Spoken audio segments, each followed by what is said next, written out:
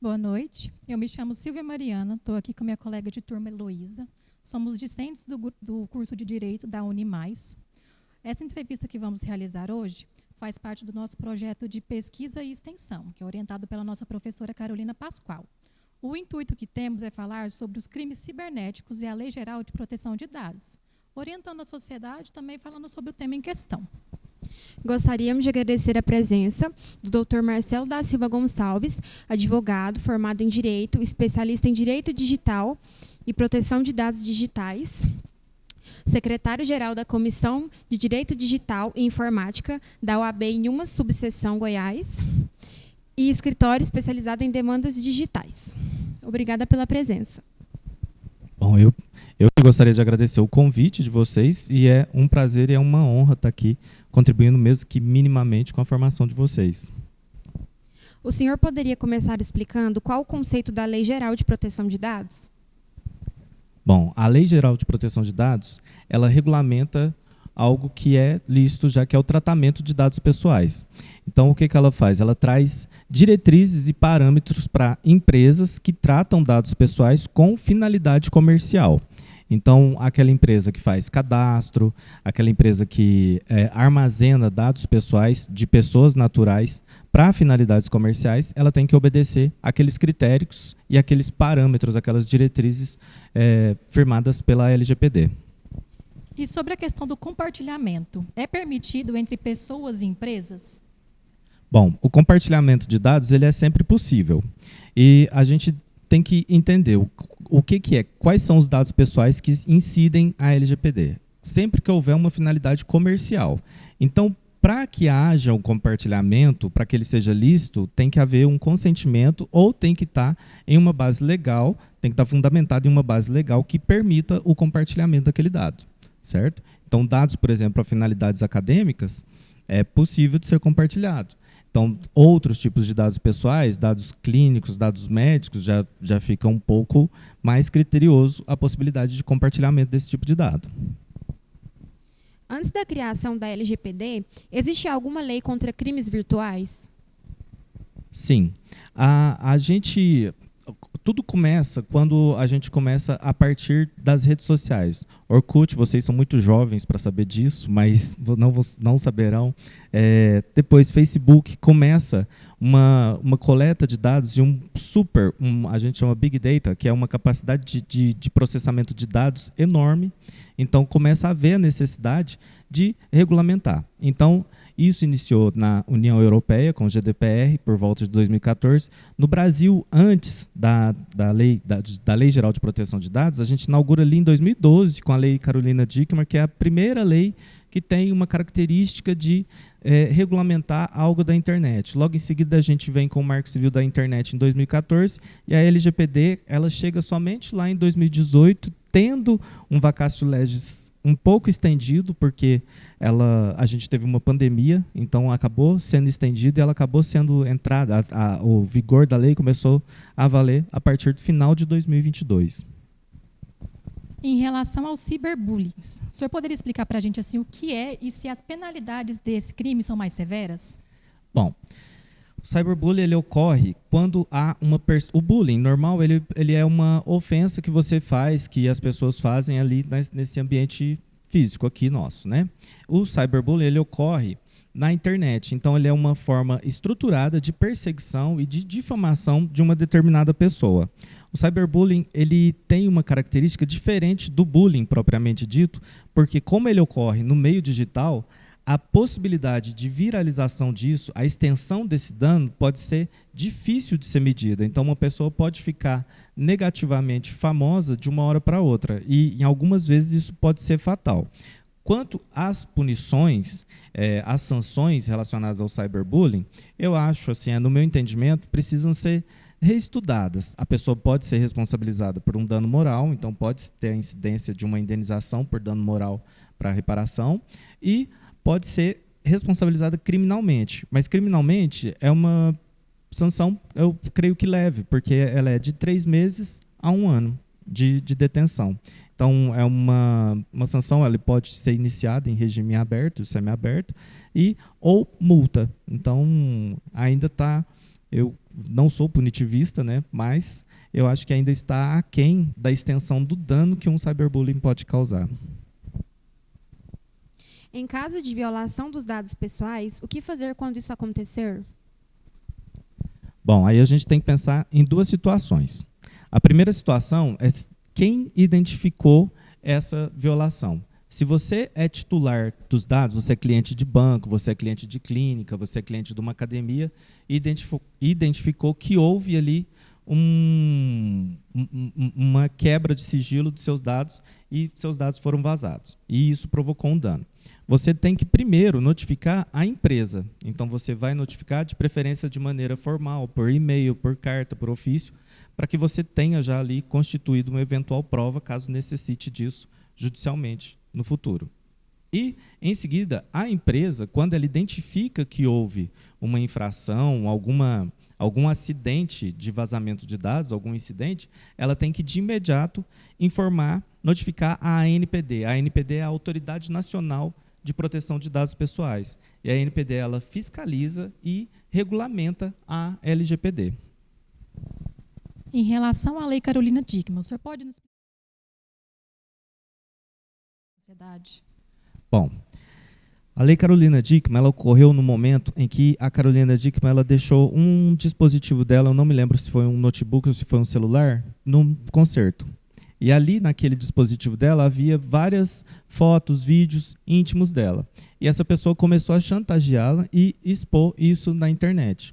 E aí teve uma grande repercussão naquele momento, né, uma exposição de uma atriz famosa, e foi necessário a criação da Lei Carolina Dickmann. A importância dela é que o direito enquanto fenômeno cultural, ele demora muito a alcançar a evolução da sociedade. Nós, enquanto sociedade, temos vários fenômenos culturais que precisam ser regulamentados. Então, a gente está numa sociedade que está migrando de uma sociedade que é totalmente desconectada para uma sociedade que é hiperconectada. Hoje a gente faz as transações bancárias, os nossos relacionamentos, as nossas comunicações, as nossas compras, tudo são online. Então, precisa de uma regulamentação.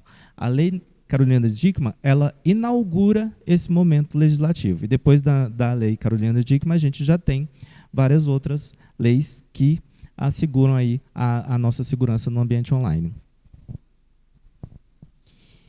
Como os indivíduos podem se proteger aos crimes cibernéticos? Bom, os indivíduos, vou pensar na sua pergunta enquanto usuários de internet. O que é importante? Importante a gente ter letramento digital, entender sobre segurança da informação. Hoje a gente tem letramento digital no sentido de que a gente conhece as ferramentas que a gente usa e a gente tem domínio do uso delas, mas a gente não tem conhecimento do funcionamento delas. Então, para quem aquilo está sendo compartilhado, por onde esses dados estão transitando, como esses dados estão sendo tratados. Então, às vezes eu estou ali no Spotify, por exemplo. O Spotify, ele coleta dados pessoais de 198 tipos de dados pessoais por minuto. Então, assim, você não tem noção da quantidade de dados pessoais seus que estão sendo tratados ali. Então, é importante você ter consciência da segurança da informação, não clicar em link que veio de fonte desconhecida, você não utilizar, por exemplo, os adolescentes têm utilizado um mecanismo que chama WhatsApp GB, que é um WhatsApp que você instala no seu telefone por API. Então, ele não está disponível em nenhuma das lojas, não está disponível na App Store nem na Play Store do Google. E dessa forma, você criou ali uma porta de insegurança para o seu aparelho. Então, você pode criar um incidente de vazamento de dados seus. Então, ali naquele WhatsApp GB, você pode estar vazando conteúdo íntimo seu, pode estar vazando conteúdos de acesso às suas contas em redes sociais ou às suas contas bancárias, enfim. Ter todo esse letramento digital é importante. Seria interessante que o Estado promovesse também políticas públicas de conscientização e de letramento digital. Em outros países, já existem leis assim que falam sobre os crimes virtuais? Sim. Inclusive, a LGPD ela é inspirada no GDPR, que é o Regulamento Geral de Proteção de Dados da União Europeia. A LGPD ela é praticamente uma cópia do GDPR. E a necessidade disso foi o seguinte: Os países, eles transacionam, então, nas operações de importação e exportação, muitos dados pessoais são ali tratados durante essas transações. E o que ocorre? A União Europeia exige que países que vão transacionar comercialmente com eles, com os países membros da União Europeia, tenham regulamentação similar ou equivalente ao GDPR. Então, hoje, assim, de 2010 para cá, a gente tem uma infinidade de leis gerais de proteção de dados. Tem na África do Sul, tem nos Estados Unidos, tem da Argentina, tem da União Europeia, tem do Reino Unido, tem bastante legislação nesse sentido. Para qual finalidade os dados pessoais são utilizados pelas empresas? Aí tem uma gama infinita de dados, de possibilidades. Então, eu tenho um escritório de advocacia. Eu trato dados pessoais lá, porque eu faço o cadastro do meu cliente e vou utilizar processualmente ali.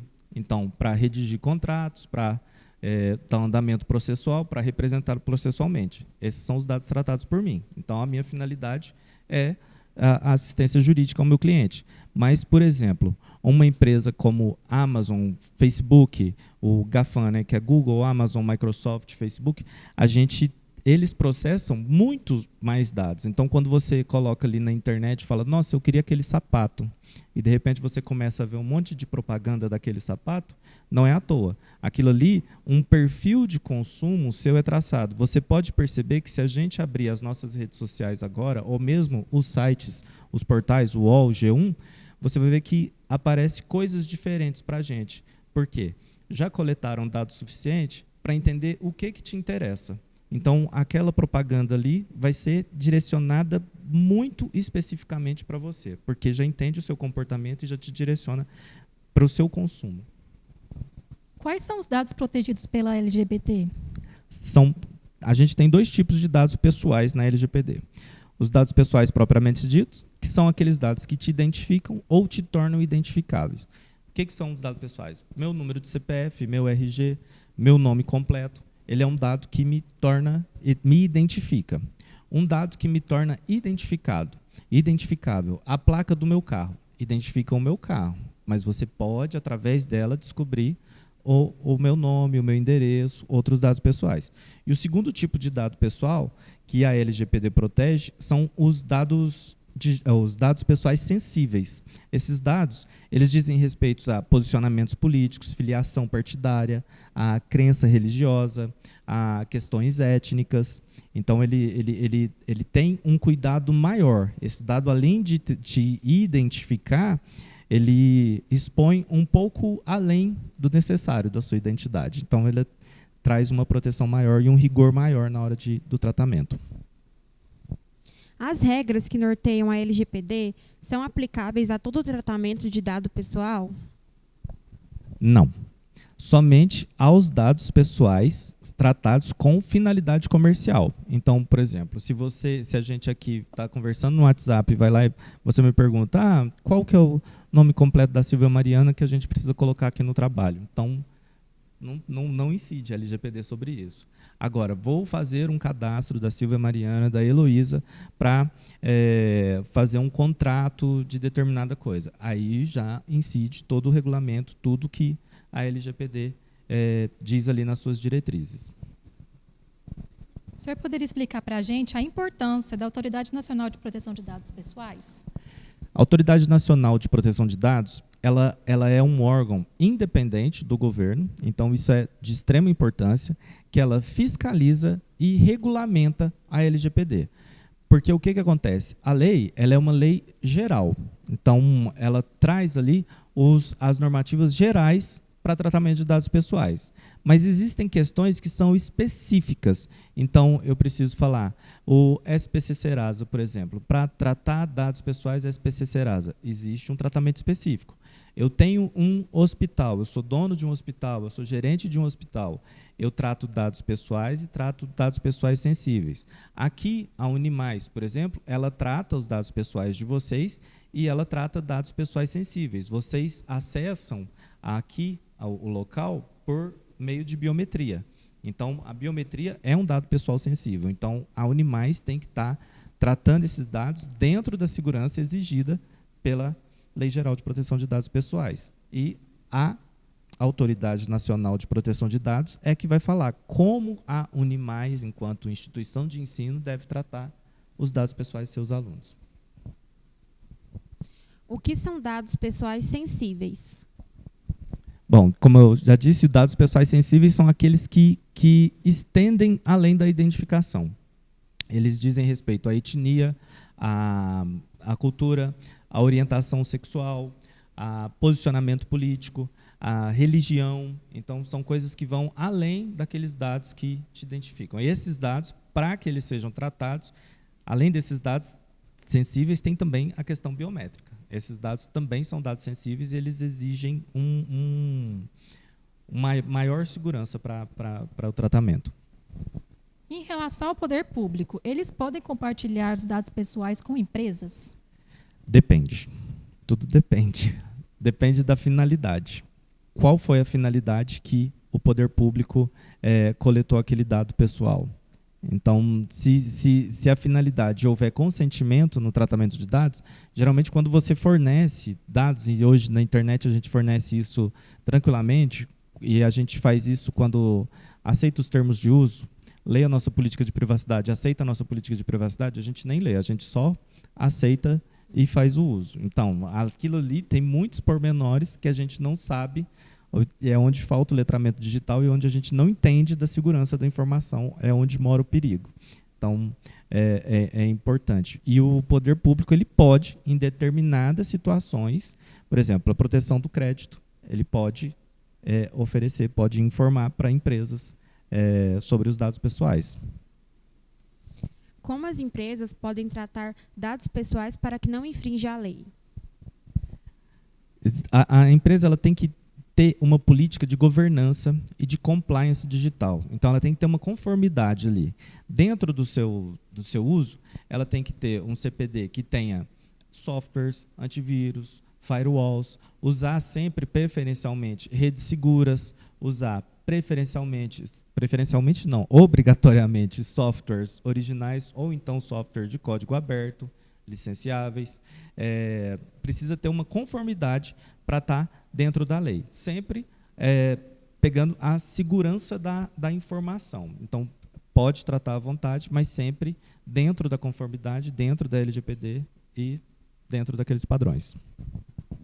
A gente sabe que a criação dessa lei, né, fez uma grande diferença na sociedade. Isso é realmente um fato. É um fato, mas o que acontece? Ela é comparável ao Código de Defesa do Consumidor. O Código de Defesa do Consumidor, quando ele ocorreu lá na década de 90, ele foi um fenômeno histórico e que teve muita resistência das empresas. As empresas ficaram muito resistentes. Hoje, o Código de Defesa do Consumidor ele é uma lei extremamente consolidada. A LGPD ela ainda está engatinhando e ainda falta conscientização sobre a importância dela, e algumas empresas ainda não aderiram, não se adequaram, então estão sujeitas aí, além das questões de falha na segurança da informação, a responsabilizações, a sofrer as sanções impostas pela ANPD. Devido aos avanços que rodeiam a sociedade, pode-se dizer que a criação dessas leis fez diferença no direito à privacidade, no qual é um direito fundamental garantido pela Constituição Federal de 1988. Olha, podemos dizer que sim, porque quando você cria uma lei, você cria uma segurança de criar as responsabilizações. Então, você criou a lei ali, então você tem um amparo legal para, caso você sofra uma lesão no seu direito, você tem a quem recorrer e fundamentar em que recorrer. Agora, a gente está numa sociedade extremamente dinâmica e as leis tecnológicas hoje, elas correm um risco de serem promulgadas natimortas, porque a tecnologia avança com uma velocidade incrível. Então, assim, há um ano atrás, inteligência artificial não era o que é inteligência artificial hoje. E a gente tem mais de 40 projetos de lei sobre inteligência artificial e nenhum promulgado. Então, qual a segurança do uso da inteligência artificial hoje que a gente tem? Então, assim, é importante, mas a gente precisa entender o momento que estamos. Doutor Marcelo, mais uma vez, a gente agradece pela presença do senhor, em nome do meu grupo, da nossa orientadora Carolina Pascoal e também da Unimais. Nós esperamos que toda a comunidade tenha entendido a importância do tema Lei Geral de Proteção de Dados e os crimes cibernéticos, e como ela está disposta em nossa sociedade com o intuito de diminuir os crimes digitais e orientar toda a sociedade como devem tomar cuidado e se proteger desses atos. Ademais, até a próxima. Muito obrigada.